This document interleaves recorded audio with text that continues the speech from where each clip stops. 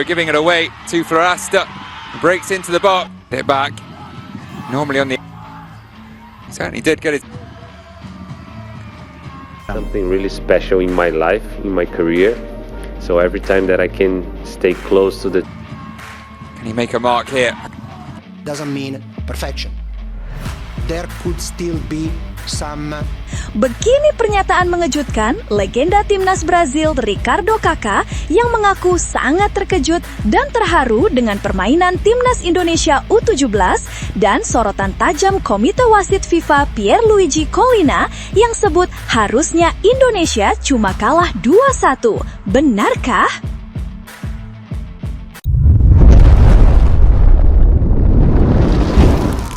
Sebelumnya mohon subscribe channel ini dulu supaya nggak ketinggalan berita terupdate Timnas Indonesia.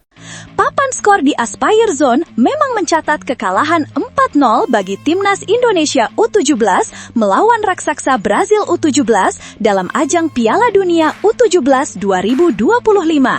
Hasil ini sekilas terlihat berat dan menghancurkan. Namun, di tengah keheningan pasca pertandingan, muncul sebuah drama yang jauh lebih besar dan menggetarkan. Sebuah pengakuan tulus dari seorang legenda hidup Brazil, Ricardo Kaká, dan konfirmasi mengejutkan dari otoritas tertinggi wasit dunia, Pierluigi Collina.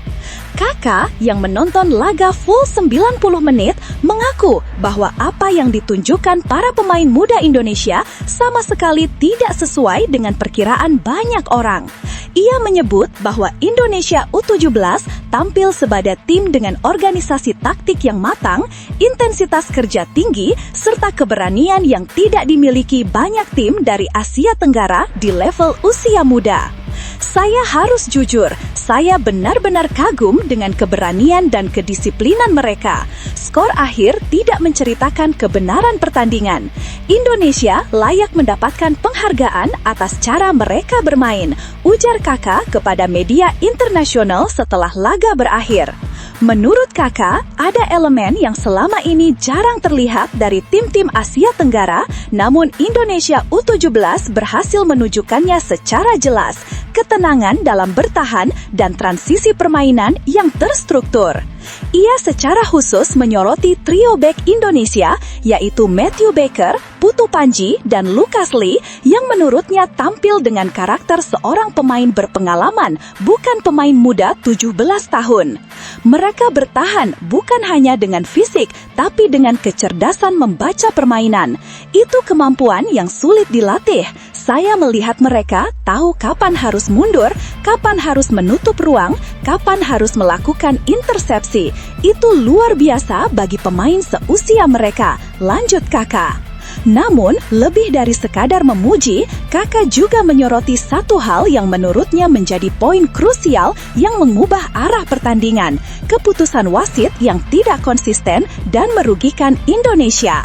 Menurut Kaká, ada momen yang sangat jelas di kotak penalti Brazil ketika Evandra dijatuhkan setelah combo 1-2 cepat dengan Mirza.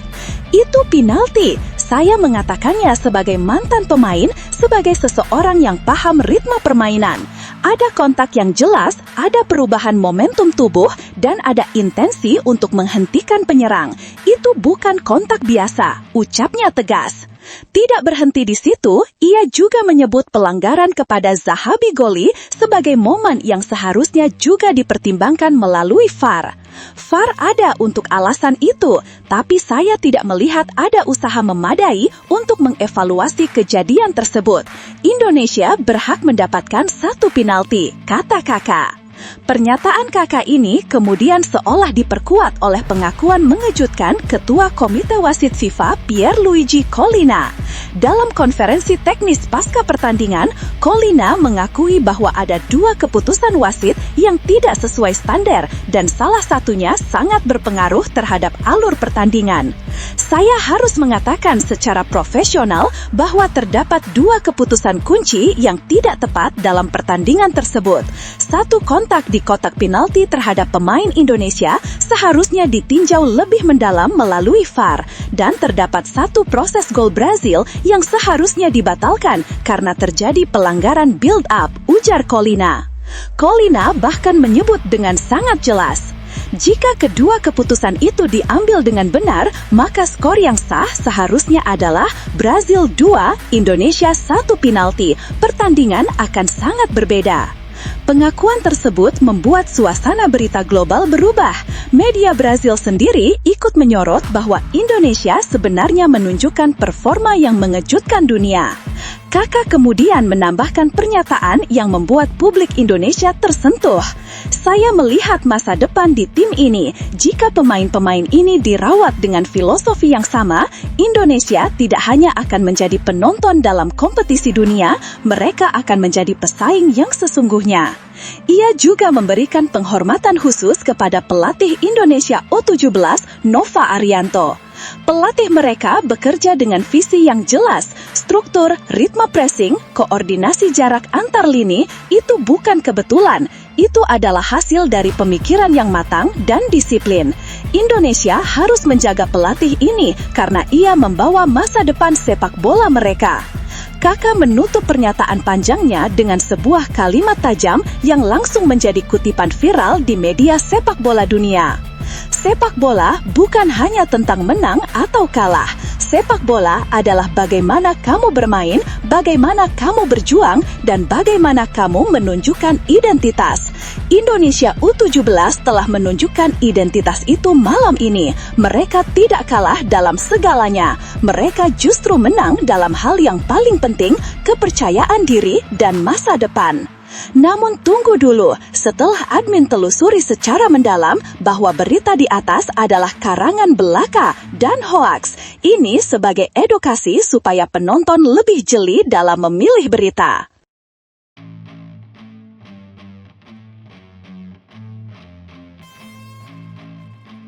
Mantap! Alhamdulillah! Meski sudah 2 kali kalah, Timnas U17 Indonesia sangat bisa, bahkan mudah lolos fase grup Piala Dunia U17 2025.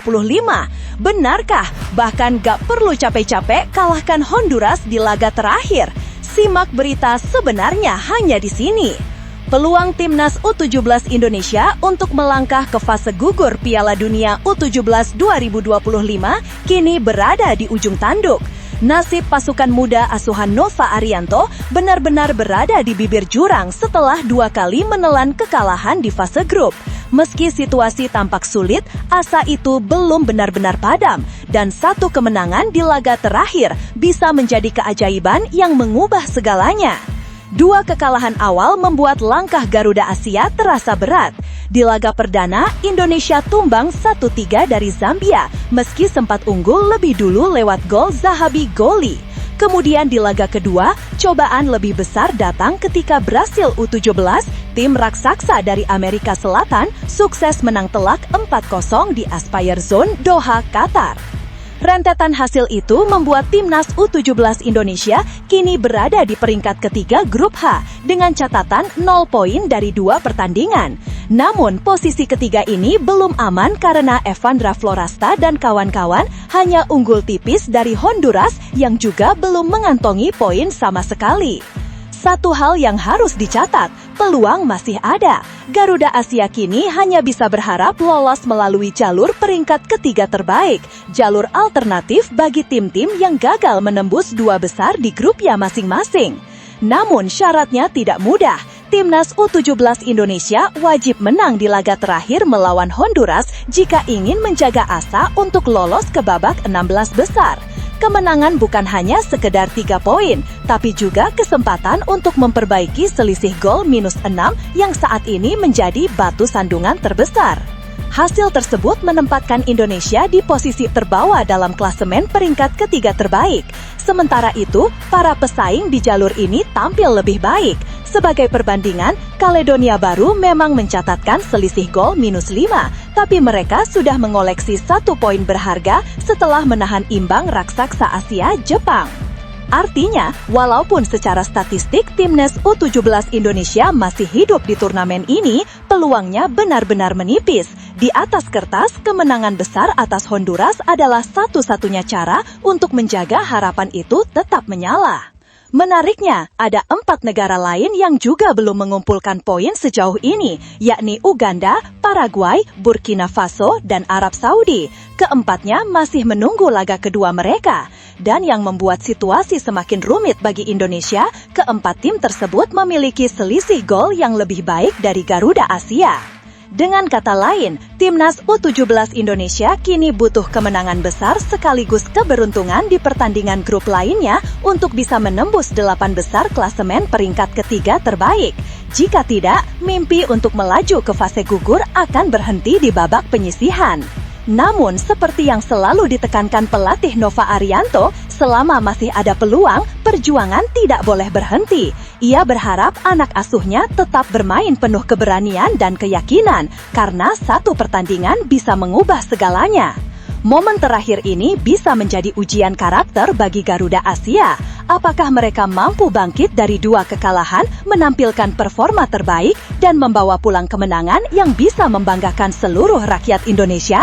Kini giliran kita para supporter tanah air untuk menunjukkan dukungan penuh. Mari bersama-sama mendoakan agar Zahabi Goli, Evandra Florasta, Putu Panji dan rekan-rekannya bisa tampil lepas, bermain dengan semangat juang, dan menutup fase grup dengan hasil terbaik. Bagaimana menurut kamu? Apakah Garuda Asia masih bisa menyalakan asa dan lolos ke fase gugur? Tulis dukungan dan prediksimu di kolom komentar. Dan mari kita kirim semangat untuk tim muda Indonesia yang sedang berjuang di panggung dunia.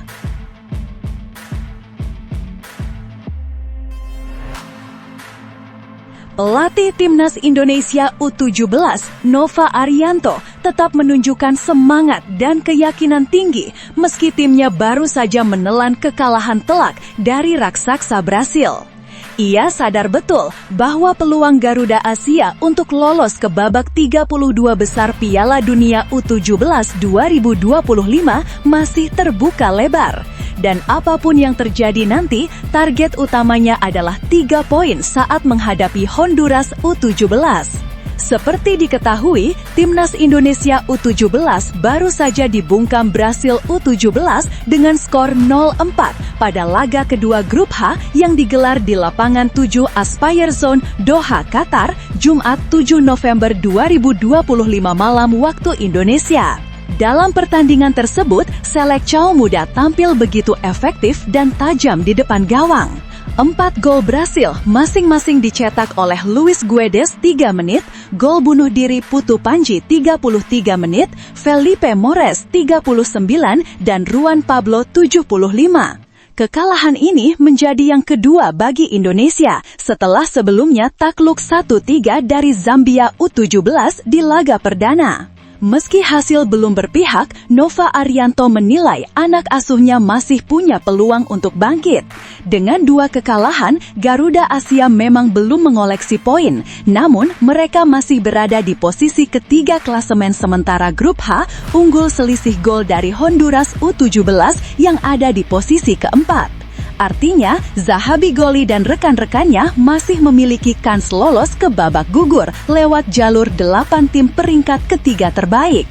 Maka dari itu, laga pamungkas melawan Honduras U17 akan menjadi penentuan hidup mati bagi langkah Garuda Asia. Dan Nova tidak ingin anak asuhnya menyia-nyiakan kesempatan terakhir ini. Ia menegaskan kemenangan adalah harga mati. Ya, kalau saya jujur, saya sampaikan ke pemain, ya 1 game itu melawan Honduras U17 harus kami perjuangkan, kata Nova selepas laga. Terlepas nanti kami menang, kami lolos atau enggak ke fase gugur, saya nggak peduli itu. Tetapi saya ingin besok kami dapat 3 poin, tegas pelatih berusia 46 tahun itu.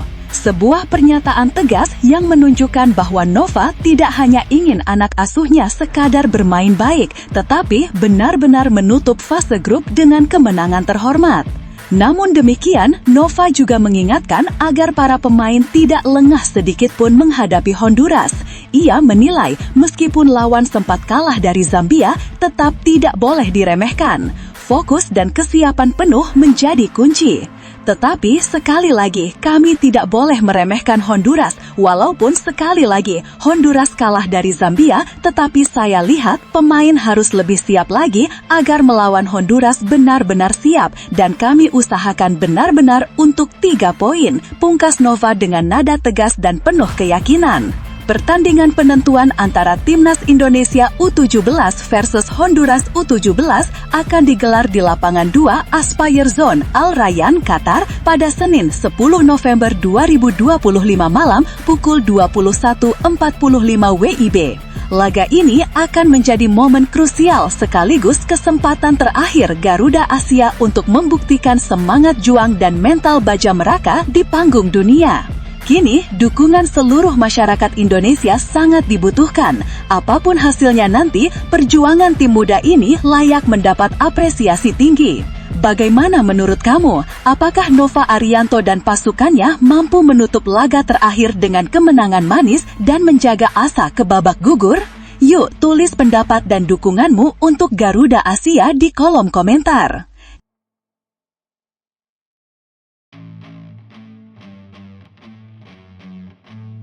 Sebuah fakta menarik, bahkan agak mengejutkan, datang dari dunia sepak bola Indonesia.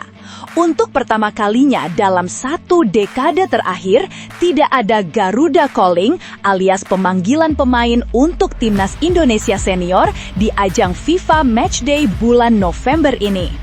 Padahal periode 10-18 November sesuai dengan kalender internasional FIFA adalah waktu yang sangat dinantikan oleh pemain dan supporter di seluruh dunia. Biasanya inilah momen di mana tim-tim nasional saling berhadapan dalam laga resmi maupun pertandingan uji coba bergengsi. Namun kali ini Timnas Indonesia justru absen. Lalu, apa alasan dibalik keputusan yang terbilang langka ini? PSSI ternyata memiliki 2 alasan utama. Pertama, karena belum ada pelatih kepala baru yang memimpin skuad Garuda.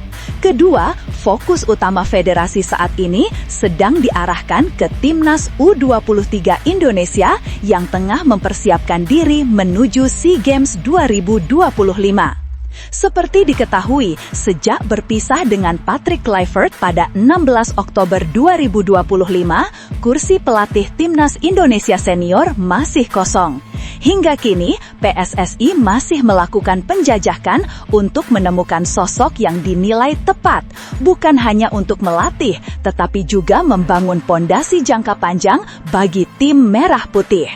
Karena itu, pada FIFA Matchday November ini hanya ada 1 kegiatan internasional yang dijadwalkan. Laga Timnas U23 Indonesia melawan Mali U23 yang akan digelar pada 15 dan 18 November di Bogor. Pertandingan ini menjadi bagian dari pemanasan penting jelang SEA Games tahun depan. Namun, yang membuat situasi ini menarik adalah kenyataan bahwa kejadian tanpa Garuda Calling ini sangat jarang terjadi di dunia sepak bola internasional. Hampir semua negara anggota FIFA selalu mengadakan laga di kalender resmi FIFA karena momen ini begitu berharga, tidak hanya untuk memperkuat kekompakan tim, tetapi juga untuk mengumpulkan poin penting di peringkat FIFA. Terakhir kali PSSI tidak melakukan Garuda Calling adalah pada Juni 2015, tepat 10 tahun yang lalu. Dan kala itu, alasannya jauh lebih pelik, Indonesia sedang dibekukan oleh FIFA. Ya, pada 30 Mei 2015, FIFA resmi menjatuhkan sanksi kepada Indonesia karena dinilai terjadi intervensi pemerintah terhadap PSSI. Sanksi tersebut membuat status keanggotaan Indonesia di FIFA dibekukan dan seluruh kegiatan sepak bola internasional dari tanah air terhenti total. Akibatnya, dunia sepak bola Indonesia pun mati suri untuk sementara waktu. Timnas Indonesia terpaksa menghilang dari pentas internasional selama lebih dari 1 tahun. Baru pada 6 September 2016, Garuda kembali terbang dalam laga persahabatan melawan Malaysia yang menandai kembalinya Indonesia setelah masa pembekuan yang panjang itu. Kini memang situasinya berbeda, Tidak ada sanksi, tidak ada embargo. Namun tetap saja, absennya timnas Indonesia di FIFA Matchday kali ini menimbulkan kekosongan tersendiri bagi para pendukung setia Garuda. Salah satu dampak dari tidak bermain di FIFA Matchday adalah menurunnya posisi Indonesia di ranking FIFA. Walau tidak akan anjlok secara drastis, peringkat Garuda kemungkinan besar akan kembali turun karena tidak mendapatkan tambahan poin dari laga internasional. Situasi ini pun membuat banyak fans bertanya-tanya, apakah keputusan tidak menggelar laga kali ini memang langkah terbaik? Atau seharusnya PSSI tetap mencari cara agar tim senior bisa tetap aktif meski tanpa pelatih permanen? Nah, bagaimana menurut kamu Sobat Garuda? Apakah langkah fokus ke timnas U23 ini tepat? Atau justru kehilangan momentum penting bagi timnas senior? Yuk bagikan pendapatmu di kolom komentar dan beri semangat untuk Garuda.